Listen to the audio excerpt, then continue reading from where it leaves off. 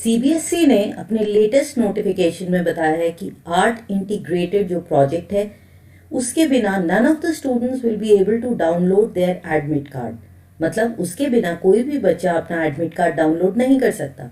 तो चलिए हम पहले ये समझते हैं कि आर्ट इंटीग्रेटेड एजुकेशन क्या है और जो सीबीएसई का नोटिफिकेशन है वो क्या कहता है।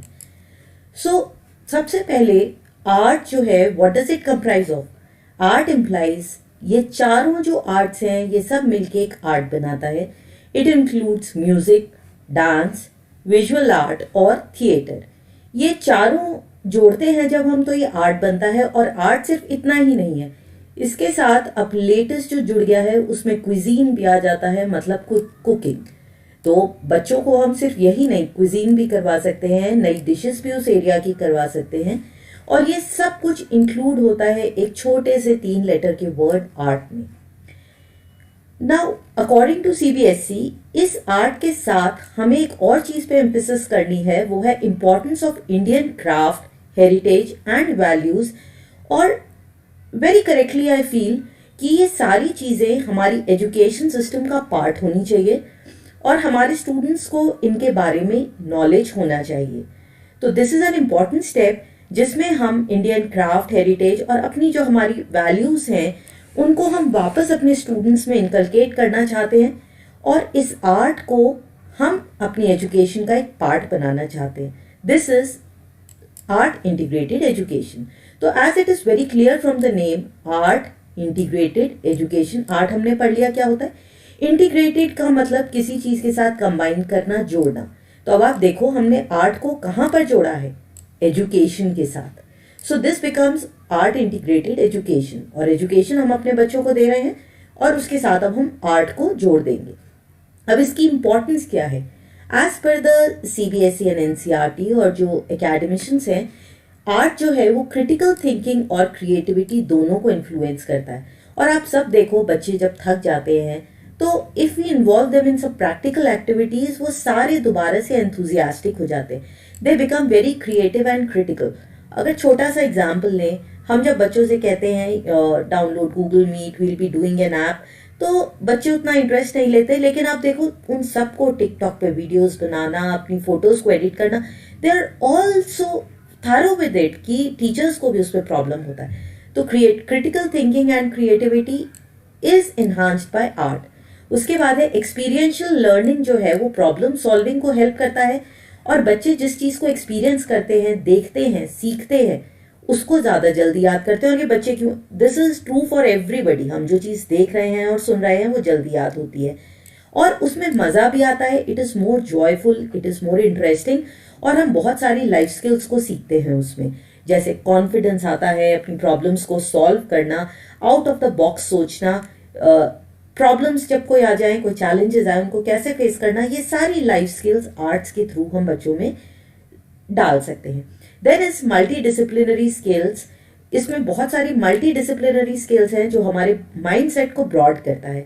जो हमारे अलग अलग सब्जेक्ट्स का अभी तक बाउंड्रीज बनी थी ना, ये आर्ट इंटीग्रेटेड एजुकेशन उन टाइट बॉक्सेस को तोड़ता है। अभी तक हम ये मानते थे कि ये आर्ट्स है, जो बच्चा आर्ट्स का है वो आर्ट्स के ही सब्जेक्ट पढ़ रहा है, वो उतना स्ट्रांग नहीं होगा।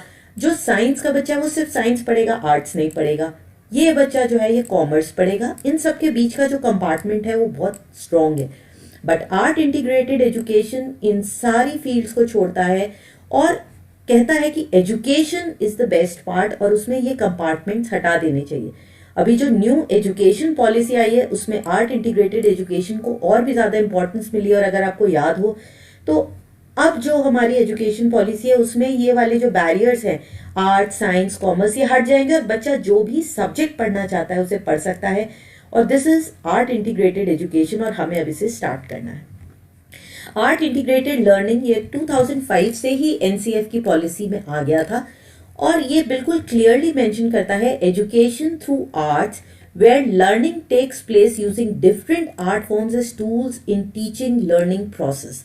तो ये क्या होगा, एजुकेशन जिसमें आर्ट्स को हम यूज करेंगे। आर्ट को पढ़ाना नहीं है, आर्ट को एक टूल की तरह यूज करना है हर सब्जेक्ट में।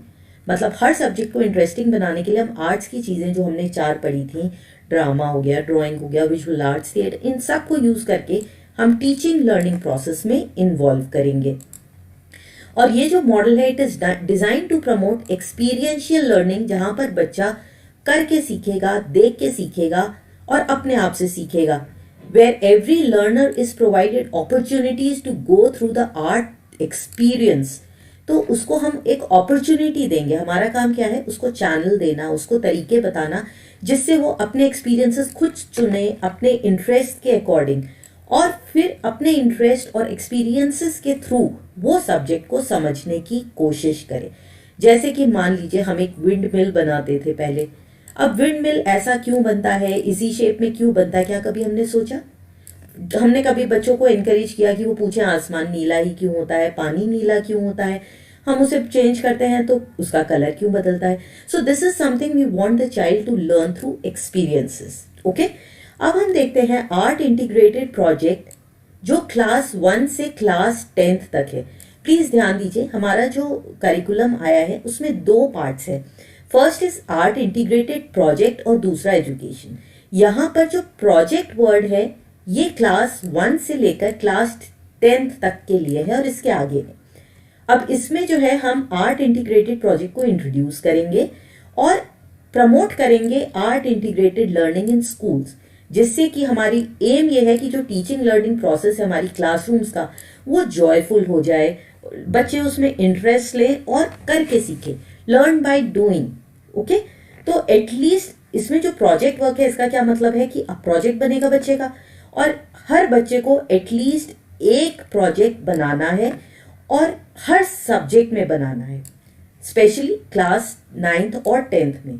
तो क्लास 9th और 10th में हर बच्चा हर सब्जेक्ट के लिए एक प्रोजेक्ट बनाएगा, और ये 2021 के सेशन से लागू हो गया है, मतलब ये लागू हो चुका है, और फ्रॉम जुलाई ऑनवर्ड्स, रादर अप्रैल से ही हमें इसे स्टार्ट कर देना चाहिए था। अगर नहीं किया है तो आपको पता होगा कि अब एडमिट कार्ड बच्चों का नहीं निकलेगा अनटिल एंड अनलेस इस प्रोजेक्ट के मार्क्स और इनके ग्रेड सबमिट ना हो जाए। तो it has to be very thorough, and इनको हमें रखना भी पड़ेगा कि अगर कल हमसे रिकॉर्ड मांगा जाए तो everybody should be ready with it. अब स्टूडेंट्स जो है क्लास 1 से 8 तक के, उन्हें सिर्फ एक ही प्रोजेक्ट बनाना है, आर्ट इंटीग्रेटेड प्रोजेक्ट, जो कि ट्रांस डिसिप्लिनरी प्रोजेक्ट है। ट्रांस डिसिप्लिनरी प्रोजेक्ट का मतलब क्या है, उनके जो अलग अलग सब्जेक्ट्स हैं, छोटी क्लासेस में आपके पास इंग्लिश हो गया, हिंदी हो गया, ये लैंग्वेजेस हो गई, उसके अलावा यू हैव मैथ्स, एसएसटी। तो ये जो हमारे अलग अलग सब्जेक्ट्स हैं जो हम अभी तक अलग अलग रखते थे, इनको हमें अलग नहीं करना है, इनको हमें मर्ज कर देना है। इसका एग्जाम्पल हम देख लेते हैं। चलिए हम इसी हाथों से ही देख लेते हैं। इसमें अगर हम देखें तो हमें काउंटिंग भी आ रही है, 10 फिंगर्स हैं। अब इन 10 फिंगर्स में ये सारे अलग अलग कलर्स हैं। कलर्स कैसे दिखते हैं हमें, ये साइंस हो जाएगा। मैथ्स, कितनी फिंगर्स हैं। हिंदी, इन कलर्स से हम क्या क्या सीखते हैं, क्या एक्सप्रेस करते हैं। इसी तरह से हम इंग्लिश में भी इसी को एक्सप्रेशंस लिख सकते हैं, इनको हम अलग अलग फेजेस में कैसे यूज कर सकते हैं। This totally depends upon the teacher and the student. तो 9th और 10th में हर सब्जेक्ट का एक प्रोजेक्ट बनेगा, और 1st to 8th सिर्फ एक प्रोजेक्ट बनेगा जो कि ट्रांस डिसिप्लिनरी होगा, सारे सब्जेक्ट्स को इंक्लूड करता हुआ होगा। अब इसकी गाइडलाइंस देखते हैं। ये पॉइंट 4 में दी गई हैं, जो सीबीएसई का सर्कुलर है। उसमें क्लासेस 1 to 8 के लिए जो आर्ट इंटीग्रेटेड प्रोजेक्ट है, it should be transdisciplinary in nature. जैसे मैंने आपको अभी बताया था, मान लीजिए बच्चे ने एक पिक्चर बनाया है एक पार्क का। उस पार्क में क्या होगा, मान लीजिए एक मेरी गो राउंड होगा ऐसे, जहां पर बच्चे चारों तरफ खेलते हैं, ऐसा भी होता है ना। उसके बाद एक सीसॉ भी होता है, ये बच्चों का सीसॉ हो गया, ठीक है। अब सीसॉ के बाद और क्या होता है पार्क में, स्विंग्स भी होते हैं। चलिए हमने यहाँ पर स्विंग्स भी बना दिए। अब ड्राइंग पे मत जाइएगा, आर्ट में जो ड्राइंग इतनी जरूरी नहीं है, क्रिएटिविटी ज्यादा जरूरी है। तो क्रिएटिविटी देखो मेरी, तो ये मेरी गो राउंड हो गया और ये हमारा सीसॉ हो गया। अब इसमें हम बच्चों को साइंस भी पढ़ा सकते हैं, सर्कुलर मोशन भी पढ़ा सकते हैं। हम इसी से बच्चों को मैथ्स में शेप्स भी बता रहे हैं, यहाँ पर हम मोशन में टू एंड फ्रो भी बता सकते हैं। और अगर इस पार्क में घास लगी हुई है तो साइंस में ट्रीज और एनवायरनमेंट कि हम यहाँ पर इसमें पेड़ लगाने से क्या फायदा है, हम इन पेड़ों को ना तोड़े, ये सारी चीजें हम सिर्फ एक मॉडल से करा सकते हैं। तो ये हो गया ट्रांस डिसिप्लिनरी। तो इसमें एक से ज्यादा सब्जेक्ट के बारे में होना चाहिए। अगर हम इसी को देखें तो इसमें मोर और लेस मैथ्स भी आ गया, एसएसटी एनवायरनमेंट भी आ गया, इंग्लिश जब वो इसे लिखेगा या हिंदी में प्रेजेंट करेगा, लैंग्वेज भी आ गई। और ये जो है इंटरनल असेसमेंट जिस सब्जेक्ट से रिलेटेड है उसके इंटरनल असेसमेंट में ये इंक्लूड होगा। तो 1st to 8th तो ये इंटरनल असेसमेंट में इंक्लूड हो रहा है। जब हम क्लास 9th और 10th की बात करते हैं तो ये आर्ट इंटीग्रेटेड प्रोजेक्ट जो है it works at subject enrichment activity. अभी सारे teachers subject enrichment activity internals में कर ही रहे थे, मेरे ख्याल से इट इज फॉर 5 मार्क्स। और ये जो है जो इंटरनल असेसमेंट है उसमें सब्जेक्ट इनरिचमेंट एक्टिविटी के जो मार्क्स हैं वो इसी के बेसिस पर दिए जाएंगे। अब इसमें हमें करना क्या है कि स्टूडेंट्स को हमारी जो कंट्री का वास्ट और डाइवर्स कल्चरल हेरिटेज है, हमारी जो कंट्री की जो अपनी कल्चर है, टेक्सटाइल्स है, फूड है, फिजिकल फीचर्स हैं, रिवर्स हैं, माउंटेन्स हैं, इन सब के बारे में बच्चों को सिखाना है और बच्चे को चूज करना है। ये नहीं है कि हर बच्चा सब कुछ सीखेगा। जिसे म्यूजिक में इंटरेस्ट है वो म्यूजिक ले सकता है, जिसे डांस में इंटरेस्ट है वो डांस के फॉर्म्स को स्टडी कर सकता है। तो स्टूडेंट्स जो हैं इंटीग्रेशन कोई ऐसे फॉर्म में लेंगे कि वो विजुअल और परफॉर्मिंग कोई भी आर्ट हो सकता है, और कम से कम कोई प्रोजेक्ट, अगर जैसे 9th और 10th के प्रोजेक्ट हैं उनमें से कोई एक जो है एटलीस्ट वो इसी से रिलेटेड होना चाहिए। और ये जो है it should be helpful to understand project that is culturally connected to them with the teachers guidance. और बच्चा कोई ऐसा प्रोजेक्ट बनाएगा जो उससे कल्चरली कनेक्टेड है। मान लीजिए कोई बच्चा गांव से आता है, शहर से आता है, साउथ से आता है, वो अपने कल्चर से रिलेटेड भी बना सकता है टीचर की गाइडेंस से और उनसे कंसल्ट करके। और जितने भी प्रोजेक्ट्स हैं स्पेशली 9th और 10th जितने सब्जेक्ट्स हैं उतने प्रोजेक्ट्स होंगे। कम से कम एक प्रोजेक्ट जो है बच्चे का for classes 1st to 10th it is mandatory to integrate any art form of the paired state or union territory। इस बार क्या है सीबीएसई ने पेयर्स बनाए हैं दो स्टेट्स की, स्टेट और यूनियन टेरिटरी के। और ये क्यों है? Ek Bharat Shreshtha Bharat, to promote the unity in the country. जैसे अगर कोई जना नॉर्थ में रह रहा है उसे साउथ के बारे में पता हो, जो ईस्ट में रह रहा है उसे वेस्ट के बारे में। हम बिल्कुल अपने कंपार्टमेंट्स में बंद ना हो और हमें अपनी कंट्री के कल्चर का पता चले। तो जो भी पेयर्ड स्टेट्स हैं ये आपको एनेक्चर 1 में मिलेगा, मैंने वो पीछे दिया भी हुआ है और उसका आपको मैं लिंक भी दे दूंगी डिस्क्रिप्शन बॉक्स में। उसमें जो भी स्टेट पेयर में होगा उससे रिलेटेड एक प्रोजेक्ट बनाना जो है वो मैंडेटरी है। तो अब आप देखो 1st to 8th एक ही प्रोजेक्ट बनाना है, तो जब वो एक ही प्रोजेक्ट बनाना है तो वो उसी स्टेट और यूनियन टेरिटरी का होगा। और ये जो 1st to उसके बाद 9th और 10th में तो बहुत सारे प्रोजेक्ट्स हैं, उनमें से एटलीस्ट एक इस बेसिस पर होना जरूरी है। जैसे उसमें अगर आप देखोगे तो दिल्ली के जो स्टेट मिला है वो है सिक्किम। तो दिल्ली, अगर आप दिल्ली में रह रहे हैं तो आपको सिक्किम के लिए बनाना है, और अगर बाकी स्टेट्स हैं तो आप उसका पेयर देख सकते हैं। फिर वो ये कहता है कि subject teachers and art teachers in दोनों को मिल के काम करना है। हर सब्जेक्ट टीचर आर्ट टीचर्स के साथ डिस्कस कर सकता है, बैठ के डिसाइड कर सकता है, और वो प्लान करेंगे कि हम कौन कौन से प्रोजेक्ट्स को ले सकते हैं। और ये जो है एक्चुअली साल के शुरू में हो जाना चाहिए जब हमारा सेशन स्टार्ट हो रहा है, ताकि पूरे साल हम बच्चों को प्रॉपर गाइडेंस दे सकें, उनको बता सके कि किस किस तरह के प्रोजेक्ट्स हैं, ताकि पूरा अलग अलग सारी आर्ट्स को हम कवर कर सकें। फिर focus on research of new topics. हमें ऐसे टॉपिक्स को लेना चाहिए जो हमने अभी तक क्लास में नहीं किए। बहुत सारे ऐसे टॉपिक्स हैं जो हमारे सिलेबस में भी हैं, तो हमारी कोशिश होनी चाहिए सिर्फ उन टॉपिक्स को ना लें, उन टॉपिक्स से रिलेट करके हम कुछ नई रिसर्च बच्चों से करवाएं। तो टीचर्स उसमें बच्चों को हेल्प करेंगे, फैसिलिटेट करेंगे, ताकि वो नए टॉपिक्स को एक्सप्लोर करें। टीचर्स स्टूडेंट्स को टॉपिक्स भी दे सकते हैं, आइडियाज भी दे सकते हैं, और स्टूडेंट्स को अपना हैंड्स ऑन एक्सपीरियंस उस फील्ड में हो जाएगा।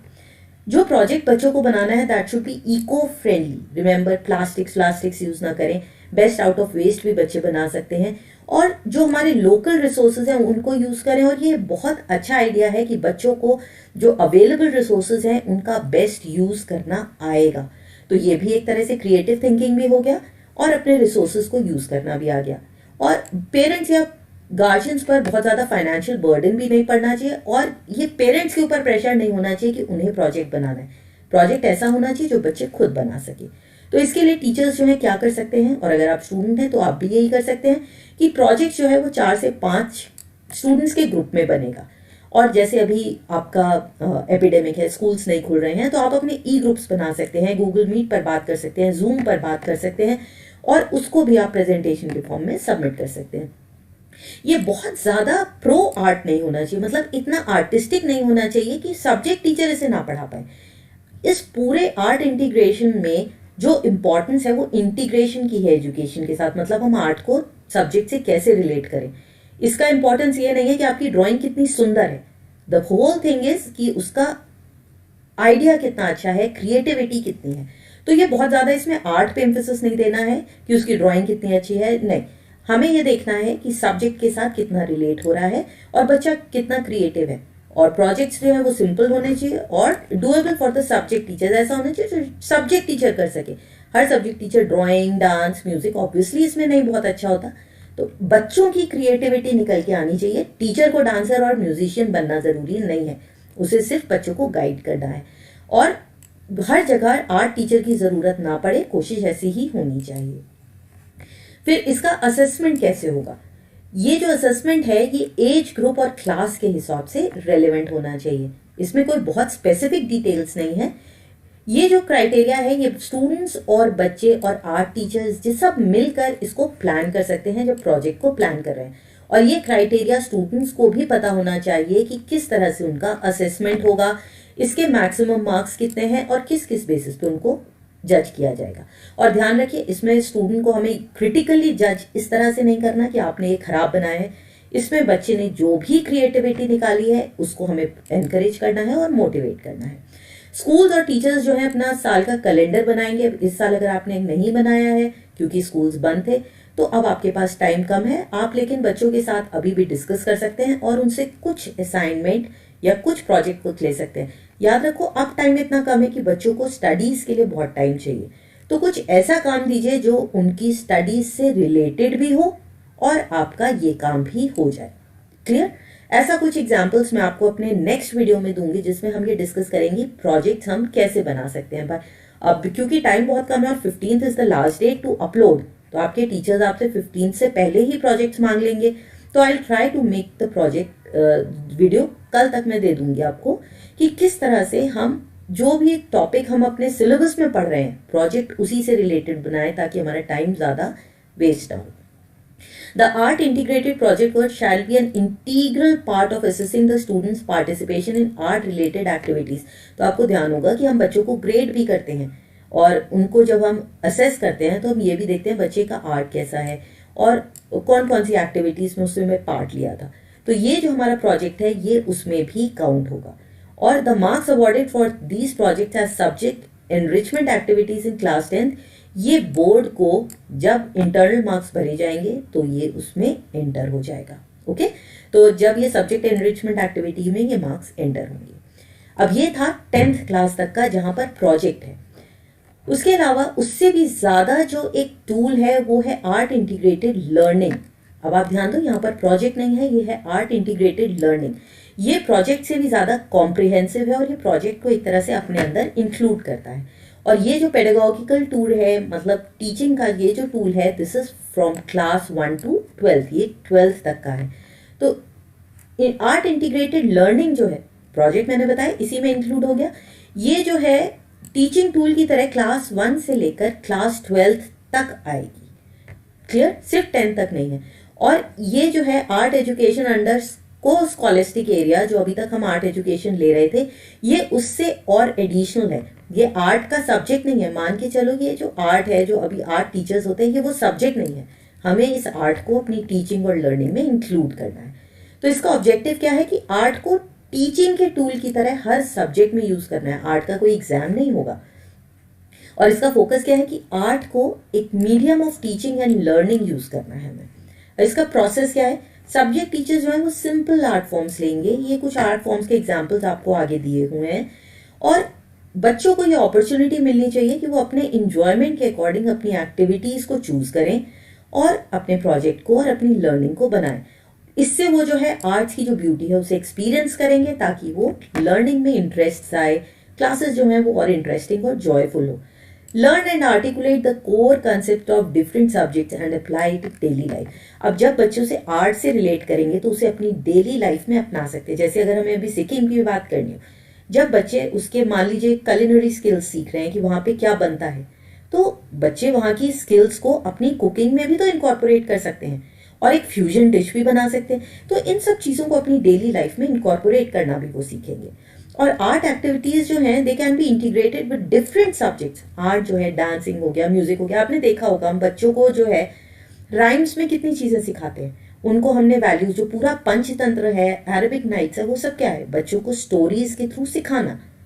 बच्चों को हम ABCD भी तो सॉन्ग में सिखाते हैं, राइम्स भी सॉन्ग्स में सिखाते थे। तो जब बच्चे बड़े हुए तो हमने क्या किया, हमने ये म्यूजिक और डांस उनकी लाइफ से निकाल के एजुकेशन को बोरिंग बना दिया। तो यहाँ हम उन्हें वापस वहीं लेके जा रहे हैं। तो ये एक्टिविटीज एनेक्चर 2 में दी हुई हैं और ये आपको CBSE की साइट पर मिल जाएगा, मैं लिंक भी दे दूंगी। लेकिन ये एक्टिविटीज जो है सिर्फ सजेस्टिव है, आप इनमें कितने भी चेंजेस कर सकते हैं, इनको अपने अकॉर्डिंग और स्टूडेंट्स के अकॉर्डिंग मोल्ड कर सकते हैं। ये सिर्फ एक गाइडलाइन की तरह दिए गए हैं। और यहाँ पर विजुअल और परफॉर्मिंग आर्ट्स भी हो सकती हैं, जरूरी नहीं है बच्चा आपको कुछ बना के ही सबमिट करे। अगर बच्चा कोई नुक्कड़ नाटक या ड्रामेटिक्स कर रहा है तो वो उसकी रिकॉर्डिंग भी आपको दे सकता है, कोई पावर पॉइंट है, फोटोग्राफी है, इस तरह की भी कोई भी चीज बच्चा कर सकता है। Skill of making art is not the criteria for evaluation. यही मैंने आपको बताया था, आर्ट बनाना जो है वो इवेल्युएशन नहीं है। इसमें इवेल्युएट क्या करना है, बच्चे की क्रिएटिव एक्सप्रेशन और बच्चा जो हम सिखा रहे हैं बच्चे को, वो कंसेप्ट बच्चा उससे कितने अच्छे से सीख पाया। This is what you have to evaluate. अब डेटा हमें क्या भेजना है CBSE में, डेटा जो रिक्वायर्ड है वो है implementation of art education up to class 10th। अभी आप देखोगे एनेक्चर 3 उसमें यही सब जाएगा, art integrated project up to class 10th और implementation of art integrated learning. इसमें लर्निंग आ गया तो ये क्लास 12 तक है। और ये जो है स्कूल अपलोड करेगा और इसके बाद ही आपके एडमिट कार्ड्स निकलेंगे 10th और 12th के एग्जाम्स के। तो बहुत सीरियस हो जाओ और इनको अपलोड करे बिना आप 10th और 12th का एग्जाम नहीं दे सकते। This is final. जब ये अपलोड हो जाएंगे तभी आपके एडमिट कार्ड्स डाउनलोड होंगे। और रिपोर्ट फॉर्मेट जो है वो एनेक्चर 3 में दिया गया है और ये आपके स्कूल के थ्रू भरा जाएगा। अब ये मैंने जो आपको बताया था एनेक्चर 1, इसमें आप देख सकते हो जैसे दिल्ली के साथ सिक्किम है। अब जो भी स्टेट आपका है, मान लीजिए आप बिहार के हैं तो त्रिपुरा और मिजोरम है, इस हिसाब से पेयरिंग स्टेट्स हैं। अब दिल्ली के जितने भी बच्चे हैं उन्हें सिक्किम के ऊपर प्रोजेक्ट बनाना है, मतलब जो भी आप बनाओगे उसमें से कम एक प्रोजेक्ट सिक्किम से रिलेटेड होना चाहिए। ये है एनेक्चर 2 जिसमें आर्ट की एक्टिविटीज दी हुई है। ये जो फर्स्ट एक्टिविटी है इसमें विजुअल आर्ट्स है। विजुअल आर्ट्स में घर पे है, ये एनवायरमेंट साइंस दिया हुआ है, मैथ्स फैशन स्टडीज है। आप बहुत ज्यादा डिटेल्स में ना जाकर ये देखो आपका इंटरेस्ट क्या है। स्केचिंग है, क्रिएटिव यूज ऑफ कलर्स है, या आप साइंस ज्योग्राफी है, आपने फिजिकल फीचर्स बनाए आप उनका यूज कर सकते हो। स्पेशल रिलेशंस, कैलीग्राफी हो सकता है, रोमन अल्फाबेट, ये आपकी इच्छा है। पेंसिल, चारकोल, वाटर कलर, कैसी आप पेंटिंग्स बनाना चाहते हो, जो भी आपका इंटरेस्ट है उसके अकॉर्डिंग। फिर आप ये देखो 3 डायमेंशनल, इसमें स्कल्पचर आ जाएगा, क्ले से बनाना आ जाएगा, वेजिटेबल प्रिंटिंग, वेस्ट मटेरियल से आप जो भी बना रहे हैं, इस तरह की सारी चीजें आपकी 3 डायमेंशन में आ जाएंगी। असाइनमेंट्स क्या हो सकते हैं, 2 और 3D पेंटिंग्स, म्यूरल्स, ग्राफिक्स, इन सब को आप किसी को भी यूज कर सकते हैं। कोलाज आप बहुत इजीली बना सकते हैं, फोटोग्राफ्स खींच सकते हैं, मास्क, पपेट शोज, आप इनमें से कुछ भी कर सकते हैं। टाई एंड डाई, जो आपका इंटरेस्ट हो। और आर्ट एक्टिविटीज और स्कूल एक्टिविटीज के साथ भी आप इन्हें मर्ज कर सकते हैं। आप चाहो तो इन्हें देख सकते हो, स्कूल मैगजीन बनाना, स्कूल की वॉल्स पे पेंटिंग करना, पूरे म्यूरल्स बनाना, इन सब तरह की चीजें जो आपको इंटरेस्ट आए आप उस तरह का कर सकते हैं। मैंने आपको सिर्फ 2 डाउनलोड करके दिखाएं, 3 पेजेस, ये और भी सारी शीट्स हैं जो आप उस लिंक पर देख सकते हैं।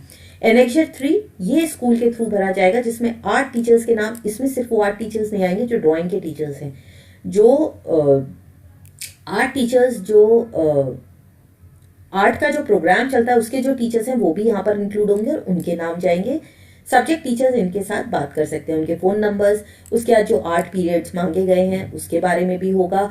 जैसे सिलेक्ट सब्जेक्ट्स कहाँ पर सिलेक्ट होंगे, जो 1st to 8th है वहां पर आपको सब्जेक्ट भी सिलेक्ट करने पड़ेंगे, किस दिन कितने बच्चों ने करा। इसके आगे भी है कि किस दिन कितने बच्चों ने कौन सा प्रोग्राम करा है। तो आप इसके अकॉर्डिंग एनेक्चर 3 वो स्कूल से भरा जाएगा। आई होप आपको कुछ थोड़ा सा आइडिया मिल गया होगा। एक नेक्स्ट वीडियो में मैं आपको सिक्किम का जैसे है उसे हम एजुकेशन के साथ इंटीग्रेट कैसे कर सकते हैं इसके बारे में कल हम वीडियो देख लेंगे। तो if you have liked it, do share it, and if you have any comments or you want to add something to it, please give it in the comment box ताकि और भी ज्यादा औरों को क्लैरिटी हो सके। So thanks for watching, see you in the next video, bye bye.